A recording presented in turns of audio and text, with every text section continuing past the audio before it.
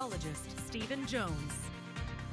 Well, starting off with the time lapse, looking off towards the west, you can see it was a pretty beautiful Sunday in terms of cloud cover, and there was that lack of it. But it's a little bit of a facade. You wanted to look outside, saw all that sunshine, thought it might be warm, but only got up to 36 degrees or colder today if you were in San Angelo. So definitely a little bit chilly if you were stepping out and about. Current temperatures at the 10 p.m. hour already cooling off quickly down to 24 degrees or so here in town, 22 off to the east there in Eden, down towards Junction, about 25 degrees or so. In the warm spot going to be Ozona at 29 right now, so about 7 degrees across the entire Concho Valley.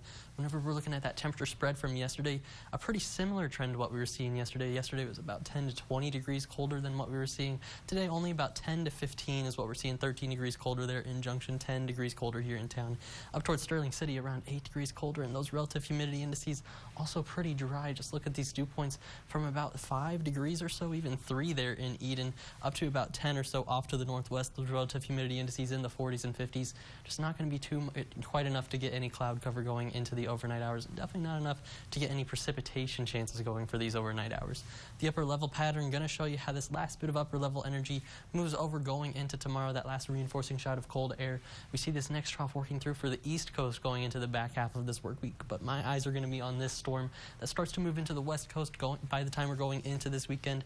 Going to be moving into California. We'll see just how long it takes to start to move over the central portions of the United States and even over the Concho Valley. So that's where I have my eyes on for the next shot of some cold air making its way in after this one. For right now, the radar going to be showing you the main storm just off to the east, all that snow going from about Connecticut into Maine, a good amount of rain pushing over the state of Florida right now, but off for the central portions of the country and the west coast, pretty dry. And whenever we're going to go look into Texas here, you can see we've got a good amount of cloud cover across the panhandle. Not too much in terms of snow yet, but we could start to see some towards the panhandle up towards Amarillo going into these overnight hours. Just a little bit of that cloud cover starting to push into some of our northern counties. And as we go into the futurecast, you're going to see that snow off towards the north, but my eyes are going to be towards the south as we start to see this moisture working up by going into tomorrow evening. This model wants to call about 8 to 9 p.m. Could start to see some of that moisture and snow showers making its way into about Junction, into Brady, but that's going to be about the line it stops at, is where we could see some of that winter weather moving in. So McCulloch,